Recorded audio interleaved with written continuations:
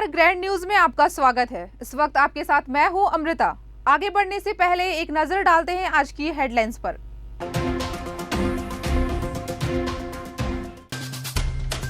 नक्सलियों को विस्फोटक सामग्री पहुंचाने वाले बड़े गिरोह तक बस्तर पुलिस की बड़ी कार्यवाही।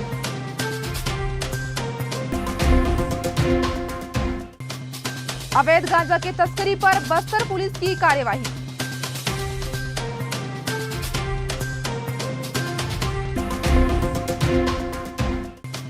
श्रीमद् भागवत कथा महोत्सव का हुआ समापन।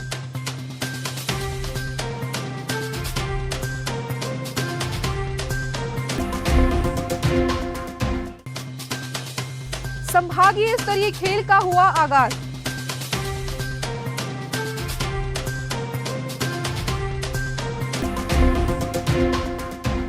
अब खबरें विस्तार से। बस्तर पुलिस को नक्सलियों के सप्लाई चेन पर कार्रवाई करने में सफलता मिली है। थाना कोडेनार अंतर्गत सूचना प्राप्त हुआ है कि किसी व्यक्ति के द्वारा अवैध विस्फोटक सामग्री नक्सलियों को सप्लाई करने के उद्देश्य से बस स्टैंड बास्तानार में उपस्थित थे।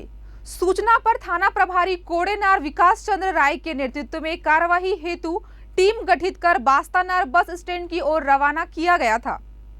उक्त टीम के द्वारा बास्तानार बस स्टैंड में संदेह के आधार पर एक व्यक्ति को घेराबंदी कर पकड़ा गया है, जिससे पूछताछ करने पर उसने अपना नाम मंगलू मड़कामी निवासी भैरमगढ़ जिला बीजापुर हाल निवासी बड़े काकलूर जिला बस्तर होना बताया है। उक्त विस्फोटक सामग्री रखने एवं परिवहन के संबंध में संदेही के द्वारा कोई वैधानिक दस्तावेज नहीं होना बताया एवं उक्त विस्फोटक सामान को भैरमगढ़ क्षेत्र में नक्सलियों के लिए लेकर जाना स्वीकार किया है। पुलिस महानिरीक्षक श्री सुंदर राजपी सर एवं उप पुलिस महानिरीक्षक एवं वरिष्ठ पुलिस अधीक्षक श्री जितेंद्र सिंह मीणा सर के नेतृत्व में जो है बस्तर पुलिस के द्वारा नक्सल विरोधी अभियान संचालित किया जा रहा है और उक्त अभियान अंतर्गत आज जिला बस्तर को जो है नक्सलियों के सप्लाई चेन पर कार्रवाई करने में सफलता मिली है। थाना कोडेनार अंतर्गत सूचना प्राप्त हुआ था कि किसी व्यक्ति के द्वारा विस्फोटक सामग्री नक्सलियों को जो है सप्लाई किया जा रहा है। सूचना पर थाना प्रभारी कोडेनार विकास चंद्र राय के नेतृत्व में टीम गठित कर कार्यवाही हेतु रवाना किया गया था। उक्त टीम के द्वारा बास्तानार बस स्टैंड में संदेह के आधार पर एक व्यक्ति की पहचान कर घेराबंदी कर पकड़ा गया, जिससे पूछताछ करने पर जिसने अपना नाम मंगलू मड़कामी निवासी बड़े काकलूर का होना बताया, जिसके सामान की तलाशी लेने पर जिसके पास prime booster, detonator, codex wire और अन्य विस्फोटक सामग्री बरामद हुआ, जिसके संबंध में पूछताछ करने पर जो है इसने कोई किसी प्रकार का वैधानिक दस्तावेज प्रस्तुत नहीं किया एवं उक्त सामान इसने जो है नक्सलियों के लिए जो है सप्लाई करना स्वीकार किया है। अवैध गांजा के तस्करी पर बस्तर पुलिस की बड़ी कार्यवाही। उप पुलिस महानिरीक्षक एवं वरिष्ठ पुलिस अधीक्षक जितेंद्र सिंह मीणा के नेतृत्व में बस्तर पुलिस के द्वारा आपराधिक तत्वों के विरुद्ध लगातार कार्रवाई की जा रही है। इसी तारतम्य में अवैध गांजा तस्करी पर कार्रवाई करने में बस्तर पुलिस को एक बार पुनः सफलता मिली है। ज्ञात हो कि थाना नगरनार को सूचना प्राप्त हुआ था कि कुछ व्यक्तियों के द्वारा अवैध रूप से गांजा की तस्करी उड़ीसा से छत्तीसगढ़ की ओर की जा रही थी। सूचना पर थाना प्रभारी नगरनार बुधराम नाग के नेतृत्व में टीम गठित कर कार्रवाई हेतु धनपुंजी नाका की ओर रवाना किया गया था। उक्त टीम के द्वारा धनपुंजी में संदेह के आधार पर दो संदिग्ध व्यक्तियों की पहचान कर पकड़ा गया, जिसने पूछताछ करने पर अपना नाम तारक गोप एवं गोपाल मंडल दोनों निवासी माना कैंप रायपुर का होना बताया। मामला थाना नगरनार क्षेत्र का है, जहां आज सूचना प्राप्त हुआ था कि कुछ व्यक्तियों के द्वारा अवैध रूप से गांजा की तस्करी उड़ीसा से छत्तीसगढ़ की ओर किया जा रहा है। सूचना पर थाना प्रभारी नगरनार बुधराम नाग के नेतृत्व में कार्यवाही हेतु टीम गठित कर धनपुंजी की ओर रवाना किया गया था। उक्त टीम के द्वारा धनपुंजी में संदेह के आधार पर दो व्यक्तियों की पहचान कर घेराबंदी कर पकड़ा गया है, जिनसे पूछताछ करने पर जिन्होंने अपना नाम तारक गोप और गोपाल मंडल दोनों निवासी माना रायपुर का होना बताया गया और जिनके सामान की तलाशी लेने पर जिनके पास जो है कुल 50 किलोग्राम अवैध गांजा बरामद हुआ, जिसके संबंध में पूछताछ करने पर जिन्होंने उक्त गांजा रखने के संबंध में कोई दस्तावेज प्रस्तुत नहीं किया गया है। मामले में दोनों आरोपियों के विरुद्ध थाना नगरनार में धारा 20B एनडीपीएस एक्ट के तहत आपराधिक प्रकरण पंजीबद्ध कर अनुसंधान में लिया गया है। जगदलपुर के एनएसयूआई के पूर्व छात्र अध्यक्ष अंकित सिंह के नेतृत्व में छात्र नेताओं ने किया कुलपति मनोज कुमार श्रीवास्तव से छात्र हित को लेकर मुलाकात। पूर्व अध्यक्ष अंकित सिंह ने ग्रैंड न्यूज को बताया कि उनके द्वारा कॉलेज में आ रही असुविधाओं एवं समस्याओं से कुलपति को उन्होंने अवगत कराया और कुलपति ने सभी समस्याओं का निराकरण करने की बात कही है। आज बस्तर विश्वविद्यालय प्रशासन द्वारा कुलपति महोदय के द्वारा सभी छात्र संगठनों को बुलाया गया था। कुलपति महोदय कहना यह था कि मैं अभी यहाँ नया हूँ, मुझे थोड़ी जानकारी चाहिए कि यहाँ और क्या बदलाव ला सकते हैं, किस टाइप के कार्य किए जा सकते हैं और आप लोगों को कॉलेज से लेके यूनिवर्सिटी तक किस टाइप की दिक्कतें हो रही हैं, जिन सब बातों को हमारे छात्र संगठनों द्वारा हमारे द्वारा रखा गया, जिसमें मुख्य रूप से ये रखा गया कि यहाँ जो कॉलेजों अपनी मनमानी कर रहे हैं, प्राइवेट कॉलेज मनमानी कर रहे हैं फीसों को लेकर और गवर्नमेंट कॉलेज के कई अधिकारी मनमानी रूप से अपना अधिकार चला रहे हैं। विश्वविद्यालय में जो संबंधित है डिग्री से लेके माइग्रेशन से लेके कई कार्य जो धीरे से हो रहे हैं, पोर्टल संबंधित कार्य जो धीरे चल रहा है, इन सब चीज़ों को लेकर मांग उठी और हमारे यहाँ प्रोफेशनल कोर्सेज को खोलने के लिए यूनिवर्सिटी में बात की गई, जैसे LLM हो, BBA हो, इन सब सब्जेक्टों को ओपन करने के लिए बात रखी गई। नगर के बोधघाट चौक दुर्गा पंडाल में बस्तर की सुख समृद्धि की कामना के लिए श्रीमद् भागवत कथा महोत्सव का आयोजन 10 से आज 18 अक्टूबर तक करवाया गया। भागवत कथा के पहले दिन दंतेश्वरी मंदिर प्रांगण से कलश यात्रा निकाली गई थी। भागवत कथा में बड़ी संख्या में श्रद्धालु शामिल हो रहे थे। गरियाबंद से आए कथावाचक पंडित रामानुज युवराज पांडे ने बताया कि पहली बार समिति द्वारा यह आयोजन किया जा रहा है। कथावाचन के विषय में और ज्यादा जानकारी देते हुए अजय पिल्ले ने ये कहा, सामूहिक प्रयास से इस धरती में जगदलपुर की मां दंतेश्वरी की पावन धरा पे इतना बड़ा आयोजन हमने कर पाया, तो सबके सहयोग से हो पाया है। हम सबको बहुत बहुत धन्यवाद। महाराज जी कहाँ से आए? महाराज जी आए हैं गरियाबंद, अमलीपदर गांव है एक अपना उड़ीसा बॉर्डर से उनका लगा हुआ है वो गांव, वहाँ से उड़ीसा कालांडी का जो एरिया है वो लगता है, वहाँ के महाराज। अगला कार्यक्रम क्या कराएंगे आपकी समिति के द्वारा? समिति के द्वारा हम बहुत जल्दी महाराज जी को दोबारा बुलाने का प्रयास करेंगे, तो लेकिन उसकी विस्तृत जो चर्चा है उसकी जो और अच्छे से योजनाबद्ध तरीका बना करके हम आपको जरूर बताएंगे। और हमारा यह प्रयास होगा कि हम लगातार कहीं ना कहीं इस टाइप के कार्यक्रम, इस तरह के कार्यक्रम, इस तरह के आयोजन हम करते रहें, ताकि हमारी भारतीय संस्कृति, हमारा सनातन धर्म को और मजबूत किया जाए और कहीं ना कहीं भारत का एक जो विश्व गुरु होने का जो एक योजना शुरू से ही चलता आ रहा है, वो उसमें हम अपना योगदान, उस आहुति में हम क्या अपना योगदान दे सकते हैं, उसके लिए हम प्रयास करेंगे। एकलव्य आवासीय विद्यालयों के संभागीय स्तरीय खेलकूद में स्थानीय इंदिरा स्टेडियम में बड़ी संख्या में विभिन्न आवासीय विद्यालयों के बच्चे अपने प्रभारी शिक्षकों के साथ जमा हुए। इस मौके पर खेलकूद की विभिन्न प्रतियोगिताएं हुई।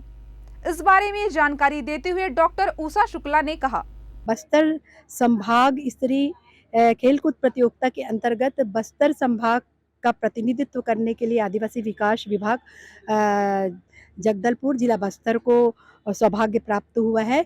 तो हमारे यहाँ एकलव्य आदर्श आवासीय विद्यालयों की खेलकूद प्रतियोगिता जो संभागीय स्तरीय होने वाली है, वहाँ पर 7 जिलों के बस्तर जिला, कोंडागांव जिला, नारायणपुर जिला, बीजापुर जिला, कांकेर जिला, दंतेवाड़ा जिला और सुकमा जिला, इन 7 जिलों के जो है बालक बालिकाएं अंडर 14 अंडर 19 की जो है विभिन्न विधाओं में यहाँ पर जो है खेलने के लिए जो है उपस्थित हुए हैं बड़ी संख्या में। कुछ गेम्स जो है क्रीड़ा परिसर में भी हो रहे हैं, कुछ पीजी कॉलेज मैदान में भी हो रहे हैं और जिला स्तरीय प्रतियोगिता पहले संपन्न हो चुका है।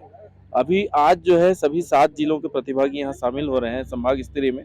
इसके बाद जो बच्चे जीतेंगे तो संभाग स्तर से जो है बस्तर संभाग की टीम बनेगी और ये राज्य स्तर पे पार्टिसिपेट करेंगे और राज्य स्तर पे जो है फिर एक टीम बनेगी जो नेशनल स्तर पे पार्टिसिपेट करेगी। इसमें अभी केवल एकलव्य विद्यालयों के विद्यार्थी ही भाग ले रहे हैं और इसके पहले जो स्कूल शिक्षा विभाग का जो वार्षिक कैलेंडर के हिसाब से जो खेलकूद होता है उसमें बहुत सारे प्रतिभागी, एकलव्य के प्रतिभागी भी पार्टिसिपेट किए थे, जिसमें दरभा के बच्चे कुश्ती में राज्य स्तर पे उन लोगों ने मेडल जीता है, करपाउंड के कुछ बच्चों ने मेडल जीता हुआ है राज्य स्तर पे और हमारे तोकापाल के बच्ची है सोनादी, उसने भी एथलेटिक्स में 100 मीटर में, 200 मीटर में और 400 मीटर में राज्य स्तर पे जो है गोल्ड मेडल, सिल्वर मेडल प्राप्त किया है। एकलव्य विद्यालय जो संचालित है हमारे सभी मतलब 7 जिले में, उनकी एक प्रतियोगिता है, खेलकूद प्रतियोगिता।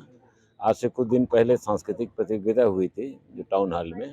उसके बाद एक खेल गतिविधि शारीरिक विधा के रूप में ये आयोजित हो रही है। कैसे टाइप से हैं बच्चे? नहीं, कुछ बच्चे जो नेशनल गए थे वो भी पार्टिसिपेट कर रहे हैं, लेकिन अभी जो है हम एकलव्य के विद्यालय के बच्चों का प्रतियोगिता करा रहे हैं। इसमें जो विजेता होंगे वे बिलासपुर, रायपुर और कांकेर में राज्य स्तर प्रतियोगिता नवंबर में होने जा रही है। उसके लिए यहाँ पर खेल विधा में चयन किया जाएगा। जगदलपुर शहर के गांधी मैदान के उन्नयन कार्य में भ्रष्टाचार किए जाने का आरोप भारतीय जनता पार्टी के द्वारा लगाया जा रहा है। कुछ दिनों पूर्व ही करोड़ों रुपए खर्च कर उसमें खेल मैदान को भव्य तरीके से बनाया गया था, लेकिन कुछ ही महीनों में इसके कई हिस्से टूट फूट गए हैं। रखरखाव की कमी भी देखी जा रही है। वहीं रखरखाव और उन्नयन कार्य को लेकर निगम पल्ला झाड़ रहा है। भाजपा के नगर मंडल अध्यक्ष सुरेश गुप्ता ने आरोप लगाया कि करोड़ों रुपए खर्च कर उन्नयन कार्य किए जाने का दावा निगम द्वारा किया जा रहा है, लेकिन हकीकत कुछ और है। पैसों का बंदरबाट हुआ है। इसके अलावा यह आने वाले खिलाड़ियों से भी अवैध रूप से शुल्क लेने का आरोप सुरेश गुप्ता ने लगाया है। उनका कहना है कि करोड़ों रुपए केंद्र सरकार के द्वारा भी दिए जा रहे हैं। हाथा ग्राउंड या गांधी मैदान जो कहते हैं, शहर का हृदय स्थल पे है और आप इसके उन्नयन के पहले आप देखे होंगे कि मैदान हमेशा खिलाड़ियों से आबाद रहता था। उन्नयन के नाम पर लाखों रुपए खर्च किया गया, भ्रष्टाचार का खेल खेला गया और वो भ्रष्टाचार अब दिखने लगा है। देखिए, जब मैदान बना, उन्नयन इसका हुआ और इसको प्रतिबंधित कर दिया गया, इसमें शुल्क निर्धारित कर दी गई, शहर के प्रतिभावान खिलाड़ियों को वंचित किया गया। एक तरफ केंद्र सरकार खेलो इंडिया के नाम पर अरबों रुपए का बजट दे रही है और उन्हीं बजट का ये उपयोग करके भ्रष्टाचार का खुला खेल खेलकर खिलाड़ियों को खेल से वंचित कर रही है। और वंचित करने का सिर्फ और सिर्फ परिणाम ये है कि अपने भ्रष्टाचार को ढकने के लिए आज पूरी भ्रष्टाचार वहाँ पे चिल्ला के बोल रही है। उस मैदान की जो दुर्दशा है, उस मैदान की दुर्दशा है, ये देखकर खेल प्रेमी के आँख से आंसू गिरने लगे हैं। इस खेल मैदान के लिए भारतीय जनता पार्टी ने इसे निःशुल्क पूर्व की तरह खिलाड़ियों को वहाँ पे खेलने हेतु अनुमति मिले, इस हेतु भारतीय जनता पार्टी ने आंदोलन भी किया था। उसके बाद भी ये भ्रष्ट गूंगी बहरी कांग्रेस की निगम की सरकार ने उनके कानों में जू तक नहीं रेंगा। जू नहीं रेंगने का सिर्फ एक और एक कारण था, अपने भ्रष्टाचार को लंबे समय तक ढकने का था। खेलों को बढ़ावा देने के लिए जबकि निगम यहां आने वाले खिलाड़ियों से भी अलग अलग शुल्क वसूल कर रहा है। मामले में महापौर सफीरा साहू ने कहा कि खेल मैदान का उन्नयन कार्य जरूर निगम के द्वारा कराया गया, लेकिन इसमें किसी भी प्रकार का भ्रष्टाचार नहीं हुआ। खेल मैदान का रखरखाव करने के लिए जिला प्रशासन के आदेश पर एक अलग समिति बनाई गई है, जिसके द्वारा शुल्क खिलाड़ियों से लिया जा रहा है, जिसको लेकर निगम का कोई लेना देना नहीं है। गांधी मैदान को तो निगम के द्वारा बनाया गया, लेकिन कलेक्टर साहब के द्वारा एक समिति का गठन किया गया, जो कि अपने स्टेडियम की जो समिति में से ही एक समिति को उसके देख रेख के लिए दिया गया, इसलिए उसे निगम नहीं देख रही है। इस बात की शिकायत कुछ खिलाड़ी भाई लोग हम लोग के पास आए थे और उन्होंने शिकायत किया था, तो हम लोग भी चाह रहे कि उनके साथ एक बैठक करें और आगे जो बात सामने आती है फिर उस पर ध्यान देते हुए आगे हम लोग काम करेंगे। उसमें शुल्क का देखिए, क्योंकि अभी निगम के पास है नहीं, एक समिति के द्वारा जो खेल की समिति के द्वारा चलाया जा रहा है, तो शुल्क लिया जा रहा होगा तो इसमें निगम का कोई हस्तक्षेप नहीं है। पूर्व मंत्री केदार कश्यप ने आज पत्र वार्ता में प्रदेश की कांग्रेस सरकार को जमकर कोसते हुए कहा कि हर मोर्चे पर विफल रही भूपेश की सरकार ऐसी सरकार है जो भ्रष्टाचार में लिप्त अधिकारी नेता को बचाने का प्रयास करती है। सरकार की मंशा पर सवाल उठाते हुए पूर्व मंत्री ने कहा कि अधिकारियों मंत्रियों पर ईडी की कार्रवाई से सरकार तिलमिला उठी। छापे के पश्चात जो संपत्ति नकदी भ्रष्ट अफसरों के पास से प्राप्त हुआ है, जाहिर होता है कि किस कदर इस राज्य में भ्रष्टाचार हावी है। सरकार की महत्वपूर्ण योजना गौठान पर कटाक्ष करते हुए भाजपा प्रदेश महामंत्री ने कहा कि गौठान की स्थिति बद से बदतर है। यह एक भ्रष्टाचार का एक तंत्र है। पूरी सरकार लाल फीताशाही पर चल रही है। पिछले दिनों जो ईडी का जो यहाँ पर छत्तीसगढ़ में छापा पड़ा, उसमें जो सरकार के में बैठे हुए लोग और सरकार के जो तंत्र है, जिसमें अधिकारी शामिल है, जिसमें बिचौलिए, व्यापारी, जितने भी वर्ग शामिल हैं, उसने साबित कर दिया। जिस तरीके से नकदी बरामद हुई है, जिस तरीके से जेवरात बरामद हुए हैं, ये बड़े दुर्भाग्य का विषय है। छत्तीसगढ़ का जो राशि है, जो पैसा है, आज भ्रष्टाचार के एक नए आयाम स्थापित कर रहा है और पूरा का पूरा पैसा 10 जनपद की ओर जा रहा है।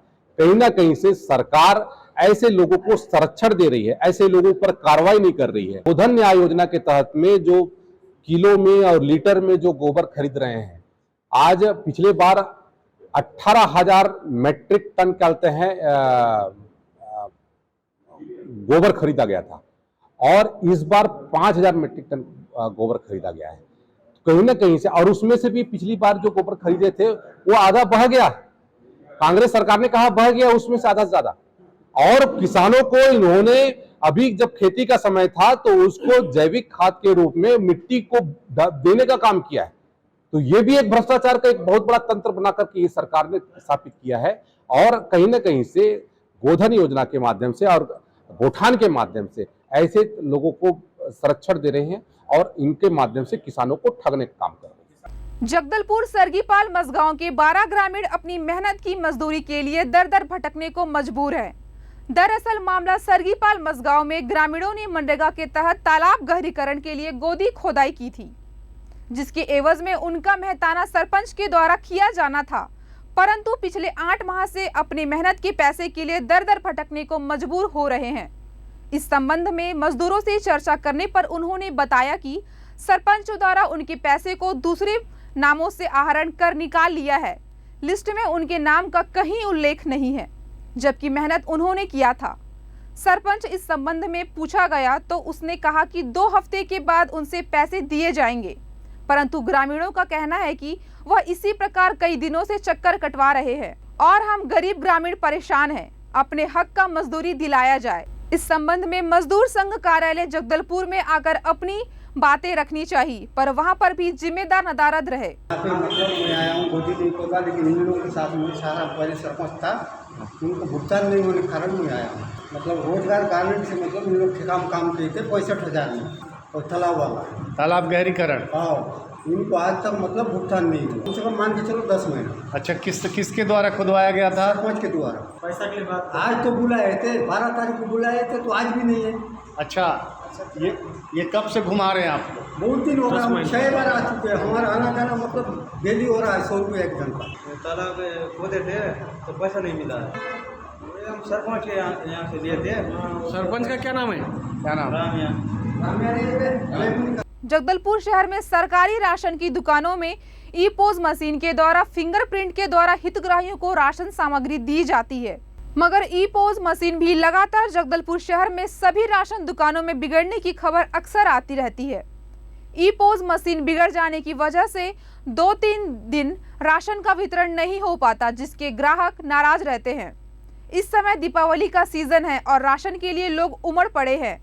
राशन दुकानों में सुबह से ही लाइन लगी रहती है। ई-पोस मशीन के कारण 6 से 8 घंटे तक अपनी बारी का इंतजार करते हुए लोग दिखाई दे रहे हैं। ये मशीन के झंझट हम एक हफ्ता जमा करी हन कार्ड ला, फिर काम में जाथन, फिर भागत आथन, फिर काम में जाथन, फिर भागत आथन। कितने बजे से बैठे? अब आज मैं यहाँ 10 बजे ले आई हूँ। समस्या मतलब चल ही नहीं रहा है, नेट नहीं चल रहा है, वो भी क्या कर सकते, देरी नहीं। 4था दिन हो गया जब हम लोग कार्ड जमा किए हैं, अभी तक तो मिल नहीं रहा है। तो परेशानी हमको भी, हम लोग काम में जाते हैं, अब यहाँ पे आके दिन भर नहीं रह सकते ना, दिक्कतें हो रहा है। अब आ रहे हैं, बच्चे को भेजते हैं, फिर नेट नहीं चल रहा है, वो भी नहीं दे पा रहे। अब उनकी भी गलती नहीं है, हम लोग आना जाना ही हो रहे हैं। समस्या यही हो रहा है क्योंकि हमको काम में भी जाना पड़ता है। अब यहाँ आके दिन भर खड़े रहेंगे तो फिर हम लोग को नहीं हो रहा है ना। क्या चाहते हैं आप? मतलब जैसे पहले देते थे वैसी एंट्री या तो साइंस वो करवा के कॉपी में, डायरी में, वैसा भी ठीक है। सर क्या सुबह से सब कार्ड वाले आके भीड़ लगाए हैं, सर्वर चल नहीं रहा है ना। कार्ड वाले बोलते हैं सर जो पहले जो चलता था फोटो खींच के जो देते थे इसमें एंट्री करके रजिस्टर में, है ना, वैसी वाला मशीन लेके आओ बोलते। तो हम कहाँ से लाएंगे वो? हम ऊपर से जैसे आर्डर हम चला रहे हैं, चलेगा जब तक चलेगा सर हम उनको देंगे, और नहीं चलेगा फिर रोक के बैठ जाएंगे। सर ये पूरा कार्ड जाम पड़ा है सर। कई लोग ऐसे सर गाली दे के जाते हैं, लेकिन सुनना पड़ता है उनका भी। कई लोग ऐसे हैं जो रिक्शे वाले हैं, जो रोज डेली कमा खाने वाले लोग हैं, है ना, जो सुबह से आके बैठे रहते हैं अपना काम धंधा छोड़ के। वो देखे ना सर, वो 8:30-9 बजे से आए हैं, मैं भी बैठा हूँ, पानी लेके बैठा हूँ, ना उठ भी नहीं सकता मैं, इनको छोड़ के जा भी नहीं सकता इनको। समस्या ये आ रही है कि मतलब मशीन बहुत स्लो काम कर रही है, जिसकी वजह से क्या पब्लिक समझ नहीं रही है हमारी प्रॉब्लम। ये हमसे मतलब लड़ाई झगड़ा हो जा रहा है, बहस कर रहे हैं, सब चीज़ कर रहे हैं। तो ये सब चीज़ के लिए हम क्या सर को बताएं, कलेक्टर ऑफिस गए थे हम, फूड ऑफिस में, लेकिन वो लोग भी बोले कि हम कुछ नहीं कर सकते यहाँ से, क्योंकि जो भी प्रॉब्लम हो रहा है रायपुर हैदराबाद से हो रहा है। लेकिन इसका कम से कम समाधान ये हो, मतलब हो तब से समझ में आए। कम से कम 10-15 दिन से यही नाटक भी चल रहा है, यही नाटक चल रहा है जी। टोकन भी वो किया हमें, ताकि लोगों को मतलब दिक्कत ना जाए टोकन में, क्योंकि ऐसा हो रहा है कि एक कार्ड एंट्री होने के लिए कम से कम मिनिमम 10 से 15 मिनट जा रहा है। उतने देर में कम से अगर नॉर्मल रहता है मतलब मशीन, तो कम से कम 3 से 4 लोग का हो जाता है, जो अभी एक लोगों का करने के लिए इतना वक्त टाइम मतलब लग रहा है, खर्च लग रहा है। जैसे मशीन खराब हो जाती है जी। उसी स्थिति में, अभी दीपावली का त्योहार है जी। तो मशीन के बगैर आप लोगों को राशन नहीं जी, बिल्कुल इसका हमको मतलब परमिशन नहीं दिए गए हैं, नहीं मतलब जी। सख्त आदेश है कि बगैर मशीन का आप जी, जी, नहीं दे जी, जी, जी। लेकिन क्या है, मेन चीज़ ये होता है कि इसमें ना राशन जो लेने आते हैं ना, उनको प्रॉब्लम ज़्यादा होती है और वो इस मैटर को समझते नहीं है। वो दुकान चालक से लड़ाई झगड़ा कल भी आपका लेडीज़ लोगों का यहाँ पे हो चुका था इसी चक्कर में, कि मेरा कार्ड पहले करो, मेरा कार्ड इतना से खड़े हैं। अगली खबर बलौदा बाजार से। लगातार बलौदा बाजार में अवैध शराब को लेकर ताबड़तोड़ कार्रवाई देखने को मिल रही है। वहीं थाना पलारी पुलिस द्वारा निरीक्षक प्रमोद सिंह के नेतृत्व में क्षेत्र अंतर्गत शराब कोचियों पर कार्रवाई लगातार जारी है। इसी क्रम में थाना पलारी पुलिस द्वारा ग्राम वडगन एवं कोसमंदा रोड बिनौरी में अवैध रूप से बिक्री करने के लिए मोटरसाइकिल के माध्यम से शराब ले जाते हुए एक अपचारी बालक सहित कुल 5 शराब कोचियों को गिरफ्तार किया गया है। आरोपियों से 12,000 कीमत मूल्य का कुल 50 पाव देसी मसाला शराब एवं 65 लीटर कच्ची शराब जब्त किया गया है।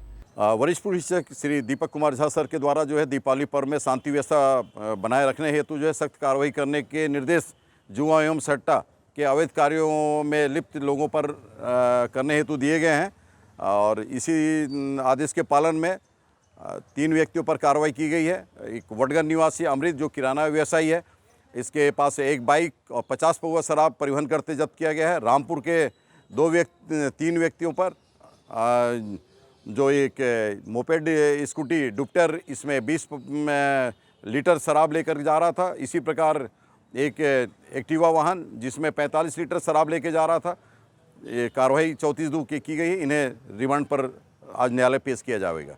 छत्तीसगढ़ प्रदेश की भूपेश सरकार द्वारा धान खरीदी के अंतर की राशि का तीसरा किस्त राजीव गांधी किसान न्याय योजना के तहत दीपावली पूर्व किसानों के खाते में अंतरित किया गया है, जिससे किसानों में काफी खुशी का माहौल है। वहीं जिला सहकारी केंद्रीय बैंक और कांग्रेस कमेटी के माध्यम से किसान सेवा सप्ताह का आयोजन किया जा रहा है। छत्तीसगढ़ प्रदेश की किसान हितैषी भूपेश बघेल सरकार के द्वारा धान खरीदी के अंतर की राशि किसानों को 30 त्योहार से पूर्व ही जारी कर दी जाती है। दीपावली त्योहार के मद्देनजर प्रदेश की भूपेश सरकार किसानों को राजीव गांधी किसान न्याय योजना के तहत तीसरी किस्त की राशि का भुगतान दीपावली पूर्व करने के उद्देश्य से 17 अक्टूबर को राजनांदगांव और 2 नवीन जिले मानपुर, मोहला, अंबागढ़ चौकी, खैरागढ़, छुई खदान, गंडई 2,11,668 किसानों के खाते में 156 करोड़ 65 लाख रुपए की राशि अंतरित की है। इस राशि के अपने खाते में पहुंचने के बाद बड़ी संख्या में किसान दीपावली त्योहार के मद्देनजर अपने रुपए निकालने पर बैंक पहुंचे हैं। इस दौरान किसानों की भीड़ भी उमड़ी है, जिसे देखते हुए जिला केंद्रीय सहकारी बैंक और कांग्रेस कमेटी के द्वारा किसानों के लिए किसान सेवा सप्ताह का आयोजन कर पंडाल लगाकर व्यवस्था की जा रही है। इस पंडाल में अपने रुपए निकालने बैंक पहुंचे किसानों को चाय, बिस्किट, पानी और बैठने की व्यवस्था दी जा रही है। हाँ, किसान को तीसरा किस्त का राशि आ गया है और यहाँ बैंक में सुचारू रूप से व्यवस्था किया गया है। टेंट लगाकर किसान को चाय और पानी और गुलाल से स्वागत कर रहे हैं और किसान को किसी प्रकार के पैसा लेने में कोई तकलीफ नहीं हो रहा है। हाँ, दीपावली में समय से पूर्व पहले समय 1 नवंबर के डालता था। त्यौहार को देखते हुए आज 17 तारीख को डालकर किसान को के जो दीपावली के लिए पहले से राशि डालकर किसान को खुश किया है और किसान लोग इससे बहुत खुश हैं। भूपेश सरकार जो आए हैं हमारे किसान की ओर से, उसने जैसा जैसा टाइम आता है पैसा देने का, जैसे पहला किस्त दिया था निराई के समय, सेकंड किस्त पोला के समय दिया था, और ये तीसरी किस्त है जो दीपावली मनाने के लिए दिया है। उसने किसान हित में अच्छी क्वालिटी काम किया है। इससे हम सब किसान खुश हैं और इसी प्रकार हमारा कार्य आगे बढ़ रहा है और सभी खुश ही नज़र आ रहे हैं। कितनी राशि आई है? मेरा आया है 16,000 रुपये। मैं उसमें से मैं 10,000 भी अभी निकाल लिया हूँ अपना दिवाली मनाने के लिए, बाकी पैसा बाद में निकाल लेंगे। ग्रैंड न्यूज़ में आज बस इतना ही, फिर मुलाकात होगी कुछ और खबरों के साथ। तब तक के लिए मुझे दीजिए इजाज़त। नमस्कार।